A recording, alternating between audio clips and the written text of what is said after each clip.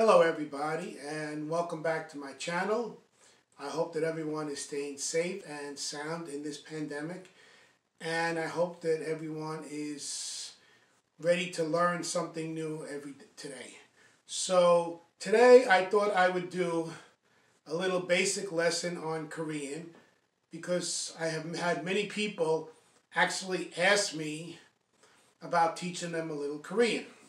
Now, let me start by saying I am not fluent in Korean. I'm not. Okay? Reading and writing is probably 90%. I can do that, not a problem. I make some mistakes here and there, I know, but I'm not perfect. When it comes to listening and speaking, those are lower. Listening maybe 50%, speaking maybe 25%. Because I taught myself Korean. I didn't learn from someone else at the beginning.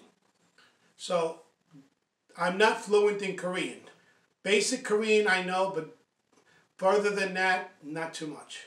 So before we get into the video, I ask that you give me a big thumbs up if you like what you see. Hit that bell notification. And please subscribe. Help me to reach my goal of 1,000 subscribers. Remember, when we reach 1,000 subscribers, I will be giving a free private lesson to one random subscriber who comments. You must comment so I know it's a real person. Okay, so let's get into the lesson. I hope that you have checked out my first video where I taught you how to read it. I told people make sure they have a screenshot of that so that you're not confused. Because if you did not see that, you need to go back and look at the first video where I teach you how to the Korean alphabet. Okay, so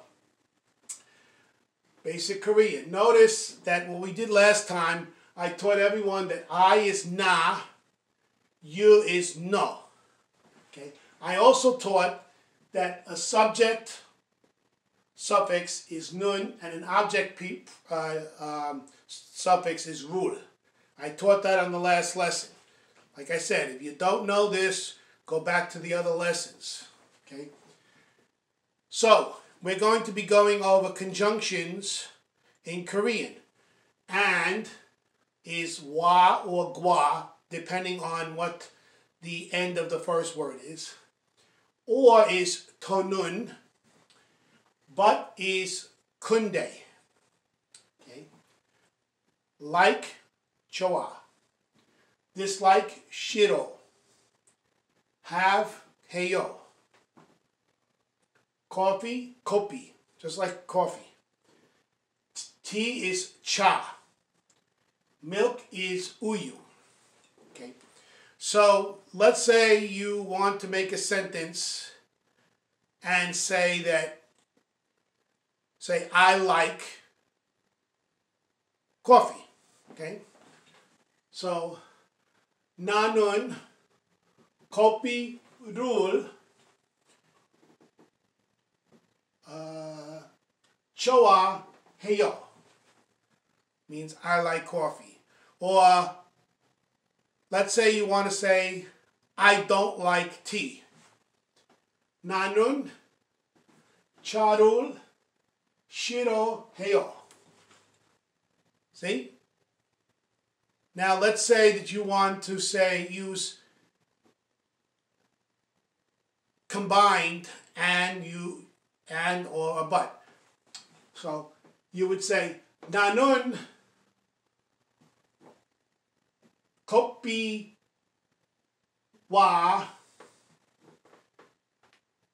차를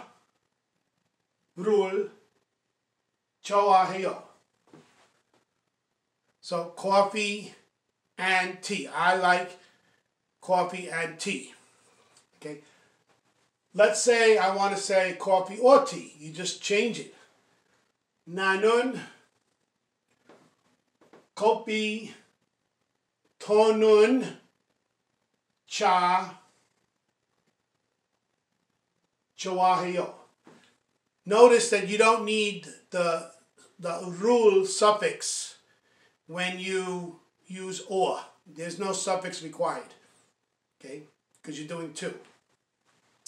Let's say I want to say I like coffee, but I don't like tea. Now this gets a little more difficult. Okay. 나는 커피를 좋아해요.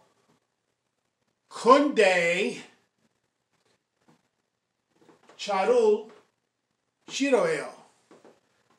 Notice I don't have to hit the subject again.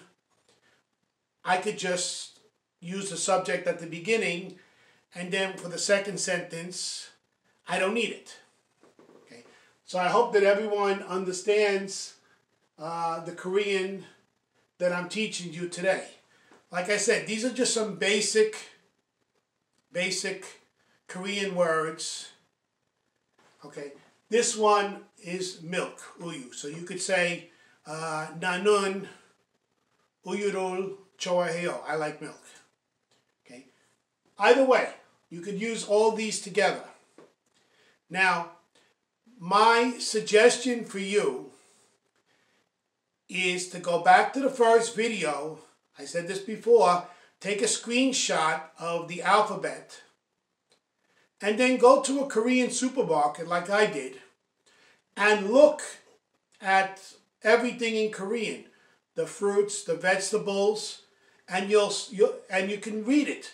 You can translate it with the words, and then you'll know, like, for example, apple is sagwa. How do I know that? Because when I went to a Korean supermarket, I know what an apple looks like, and I looked above it, and it said sagwa. So I know that that's what apple is. You could do that. But first you have to practice reading it. If you can't read it, you're not going to understand what I'm writing here. Okay? Again, if you like what you see, give me a big thumbs up. Hit that bell notification and subscribe, please. I want to get to 1,000 subscribers by the end of the year. That's why I'm doing the promo of giving a free lesson for anyone, for one person actually, a random person who subscribes and comments. Please keep commenting about my videos. You know, I was surprised that a lot of people, even though I'm not Korean and I'm not fluent in Korean, they want me to teach them basic Korean. So I wasn't going to say no. If I could do it, I could do it. Besides, this helps when you're trying to convert one language to another, or when you're using one language to learn another. It's a good way of doing that. Okay? I will probably do a video tomorrow about the history of Thanksgiving. So I'll probably do a special video tomorrow. I thank you and stay safe.